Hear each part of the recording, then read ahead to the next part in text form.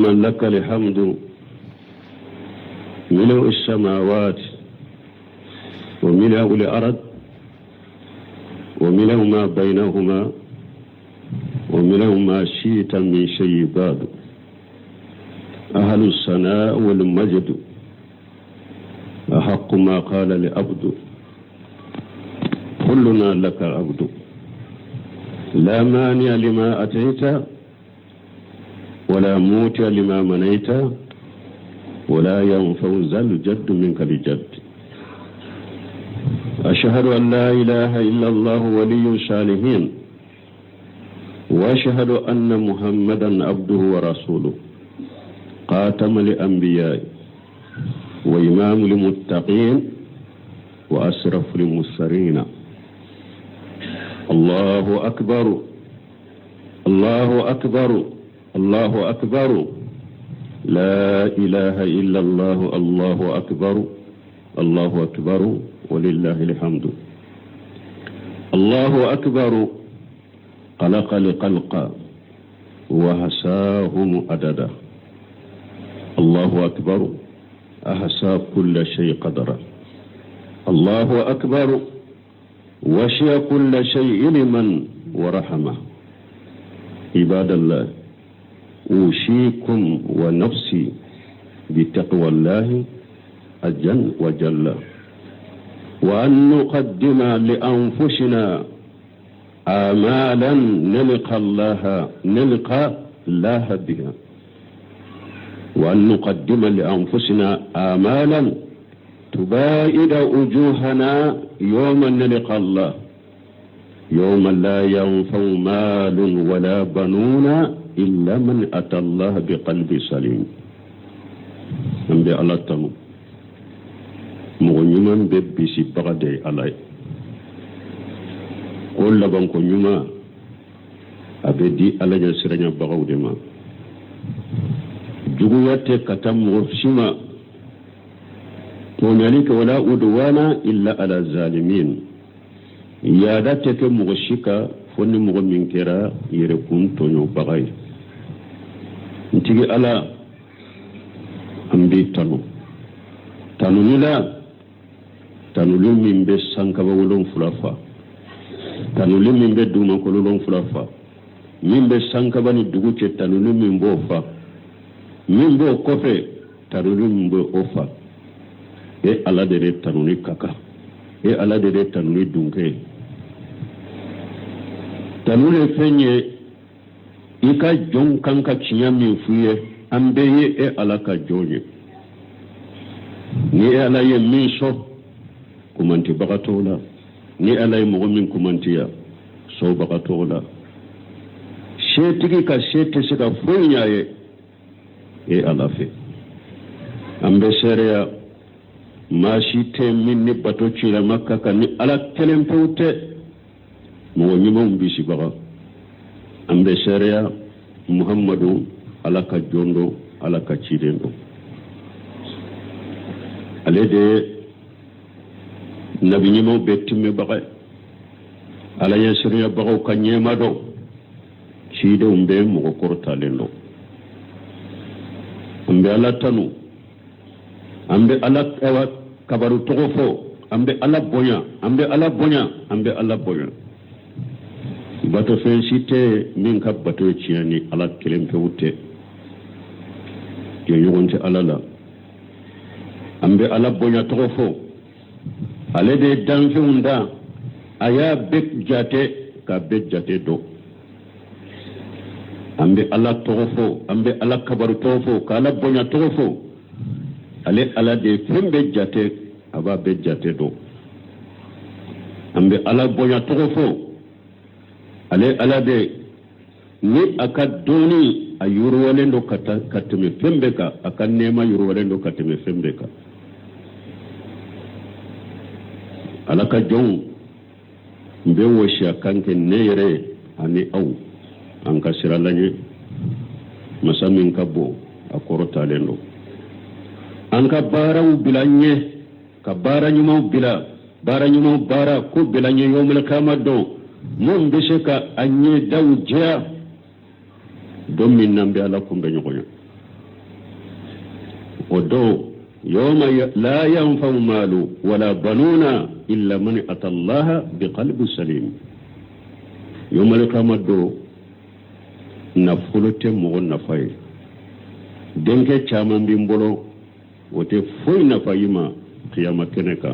فوني مغن من دسكون نانا ألاما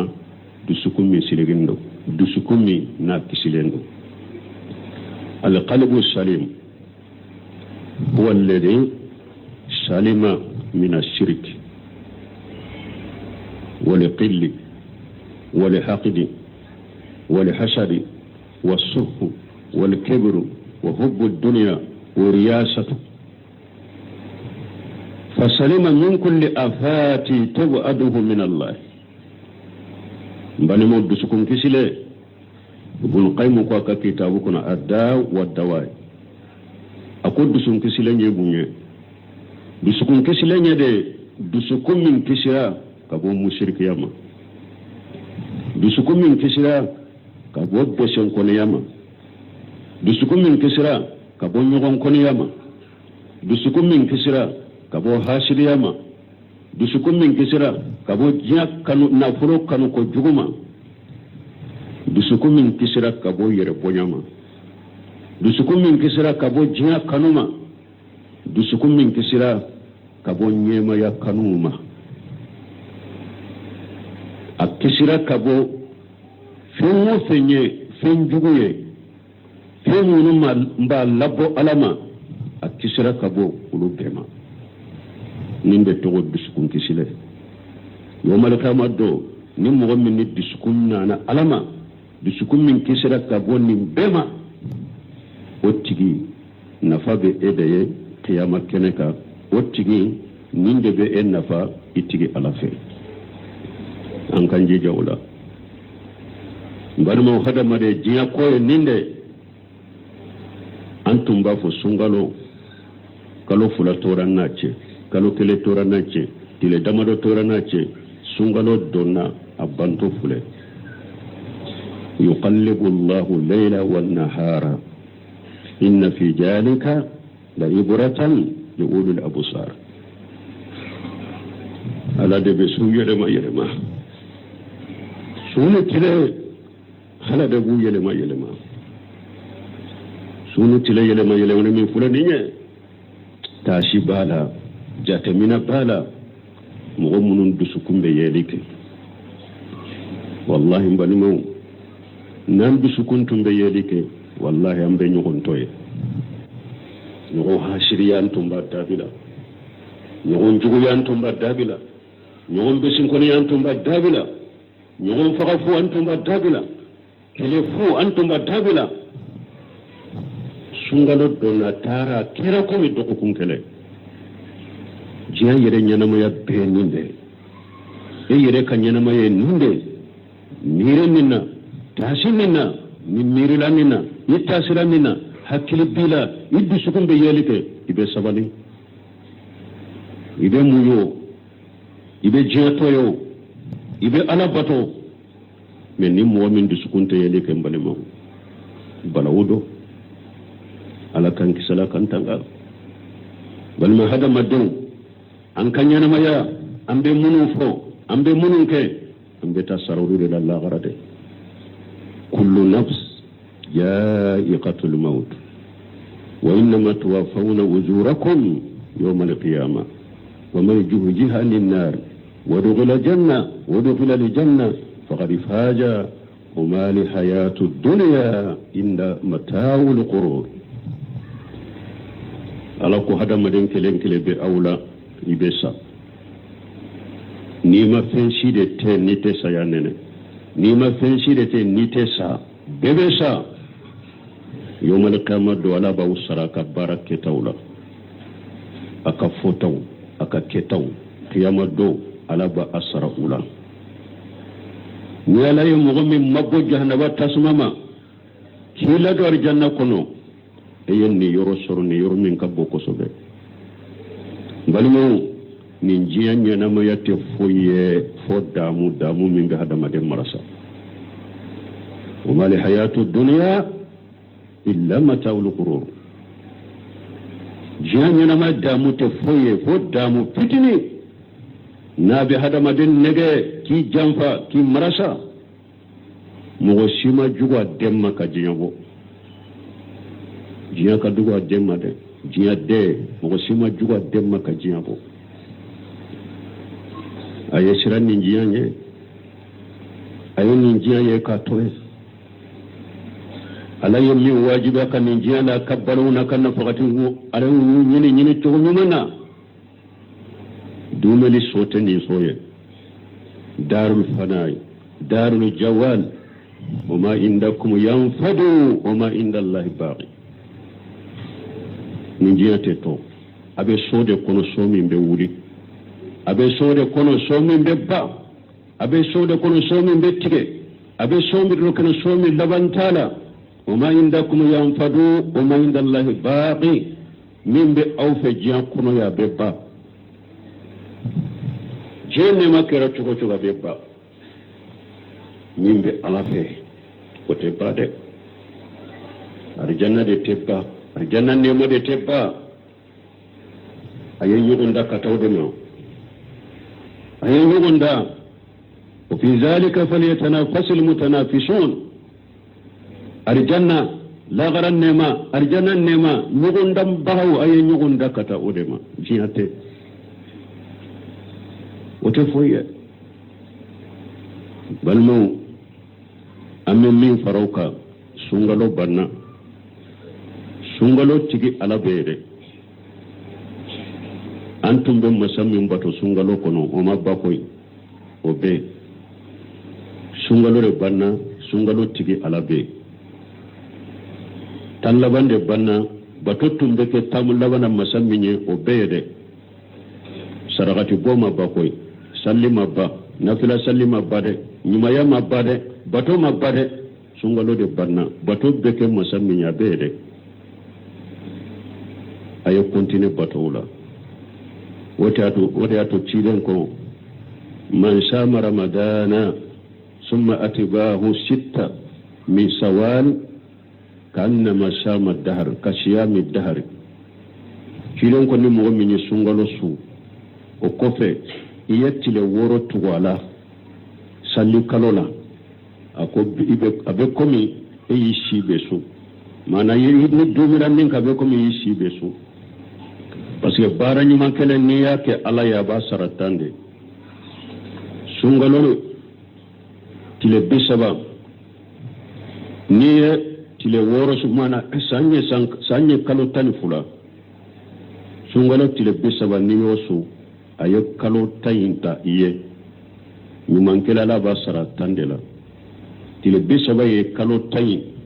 ayo ta iye tile woro kalo fulay tile woro fara jorani oye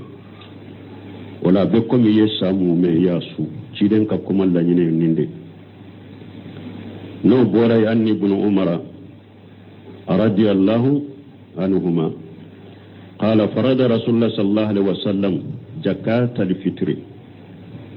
سام من تمر أو سام من شعير على العبد والحر والذكر والأنثى والصغير والكبير من المسلمين وأمر بها أن تودع قبل خروج الناس إلى الصلاة. عبد الله بن عمر ko hadisan na buwar muslimu la kono ko ciiden ye jakatil fitri kanka farday ko sawu kele tamaro be sawu kele shayre ko jakatil fitri abe jonka abe horoka abe cheka abe musoka abe demiseni ka abe makorbaka ni mo munu ye silamawye jakatil fitri bika sawu kele ciiden ye nyamralike ko jakatil fitri ka bo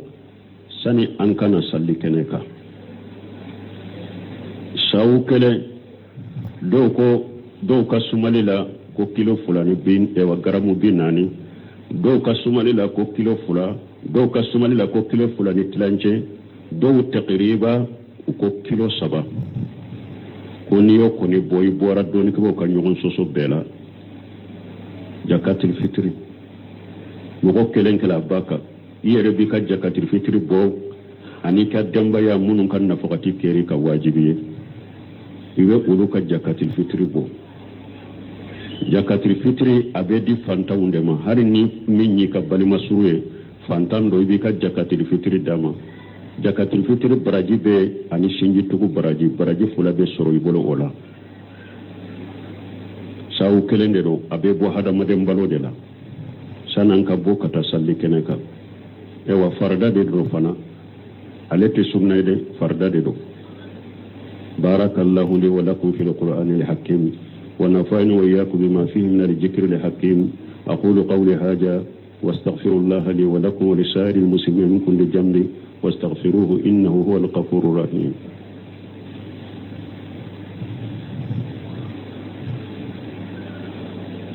الحمد لله رب العالمين والصلاة والسلام على نبينا محمد وعلى آله وصحبه وسلم تسليما كثيرا أما بعد قال صلى الله عليه وسلم إذا صلت المرأة خمسها وصامت شهرها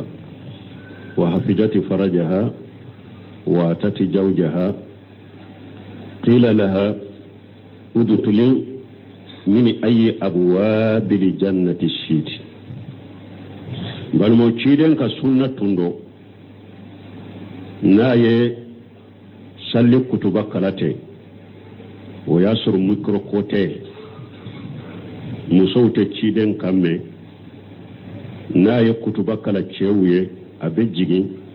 ani birali beta musawfe abe musaw fana damana kere yani o damana wajuluye ko ke musawye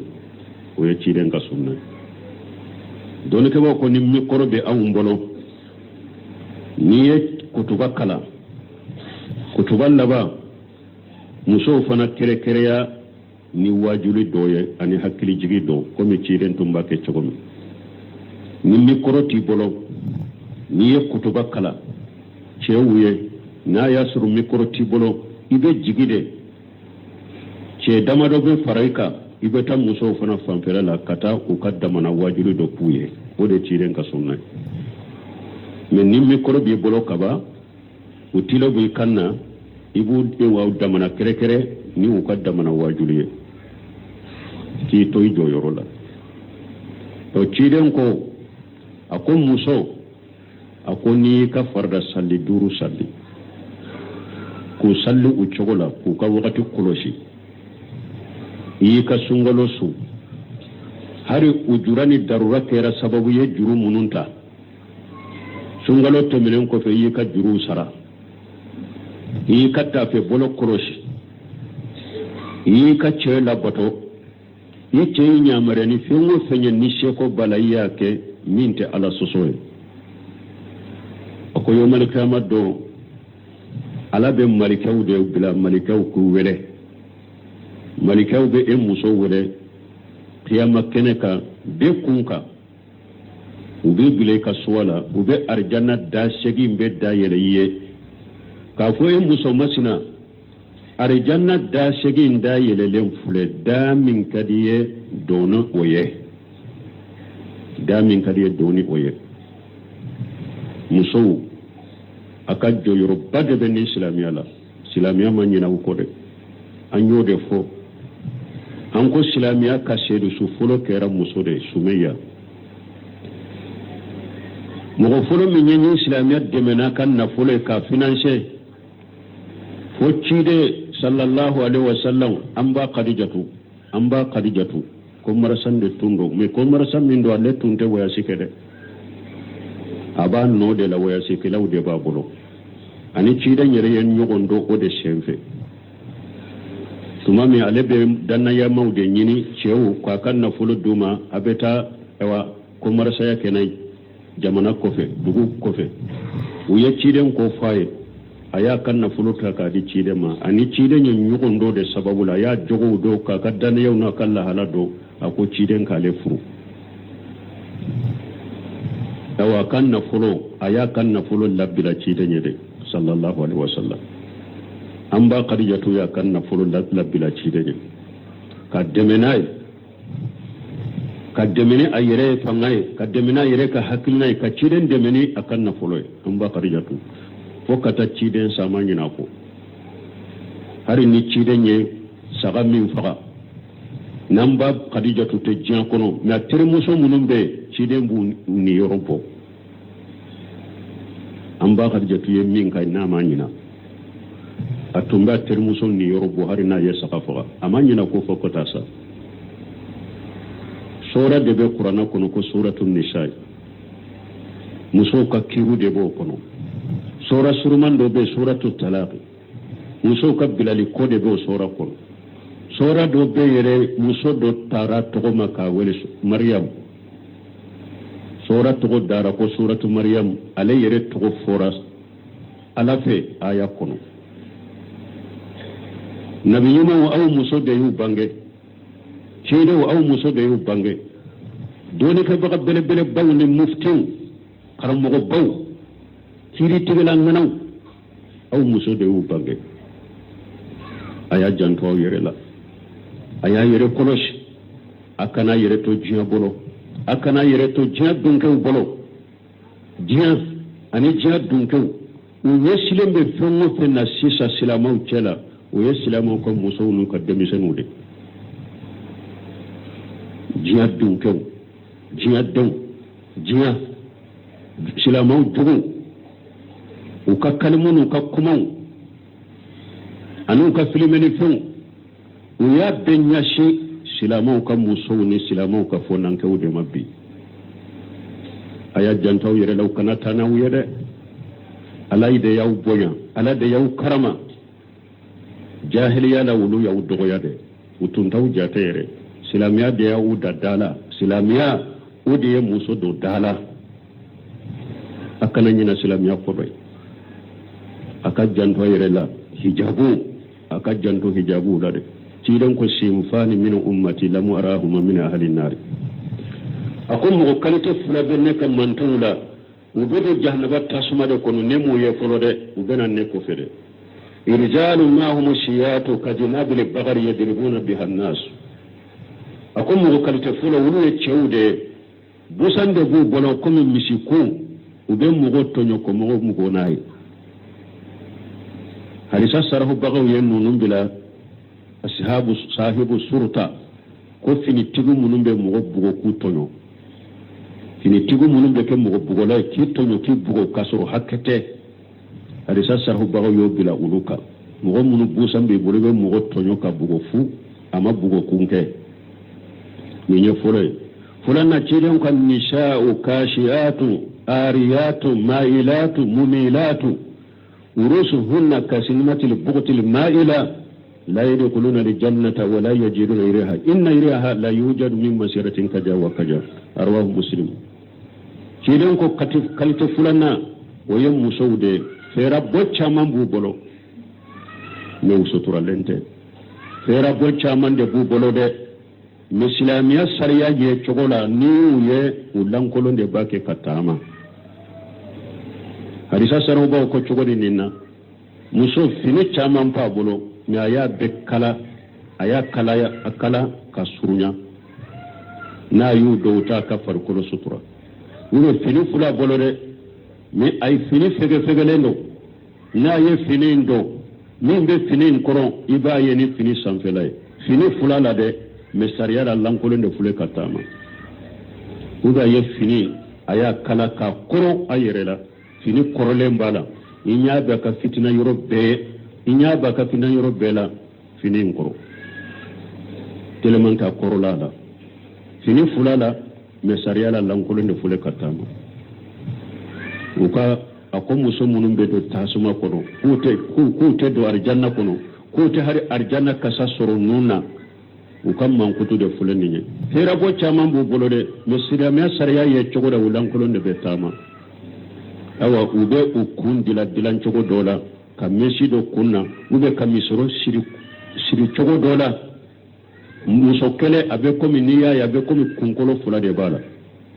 asini na tele bugoti nyame sugu de jingo fulo de be wala cirenya ni muso ka kunkolo ni muso sugu ayu kunkolo misaliya komi nyame mi ni jingo fula bala ni muso lajja akundilan chogo misoro siri chogo abe komi kunkolo fura de bala ulu yere jengena kabo ala kasirama ubu nyogona muso fana jenge u yere fe kidon ko ni muso sugu akon nunun tedo arjanna kono uti arjanna kasa soro unun kono ako ku be do tasuma de kono ambe ala dele ala kan islama muso kisoma ala kan naw kisoma donc aya yere jija aka yere sutura balmon ambe sika kutuba joya ambe dow ke nyogonye ala ka sangure tayirana ala kam batu minanye ala ka bisun kala sidama ala ka sini kenya dama ala batoka ala ka ke jamana don an kan nyogon kanu chinyaka an kan nyogon kanu ala kama fitina munun banka jamana kono ala kubo jamana in kono hakili sigi baliya min be jamana in kono ala ka bo jamana in kono kanani basigiye balu geleya munun be jamana in kono ala ko wuli ka bo jamana in kan kanani dun ka faye ka balon no ya jamana in ye kuran geleya min be jamana in ka ala ka bo anka ala ka ko sabati fama munun ban kunna ala kan nu deme ala kan nu sabati ala kan nu kanda ala ka dina nyuma yira annu ya uye dina nyuma ala ko yira annu uma nu ya dina nyuma ndo uye dina cinya do ala ka baran no ya uye kalle mena do dusukunna ambe ala doli munun ban kunna donna ta ala ka kuye nu be kiri tige nin jamana kono bil qur'an wa sunna ala fahimu salafu salih ala madese foila ambe ala deli munun ban kunna don nata ala kuke mugoye nu be yin jamana ka kiro tige ni qur'ana ni sunna kabbe jama kunu yule sabab min temena kabbe wulu ka tasara nu ka hakilina ma ala ko ku ye ala kanu kurosi ala kanu tanga ala ku sabata ala ka fanga duma ala ka hakilima duma nu be saka jamana in dirije adiriye to nyumana ala ko ku ye ala ko kuye ala kandeme ربنا آتينا في الدنيا حسنة وفي الآخرة حسنة وقنا عذاب النار ربنا لا تزغ قلوبنا بعد إذ هديتنا وهب لنا من لدنك رحمة إنك أنت الوهاب اللهم اجعل الإسلام والمسلمين وأذل الشرك والمشركين ودمر أعداءك أعداء الدين برحمتك يا أرحم الراحمين وآخر دعوانا الحمد لله رب العالمين.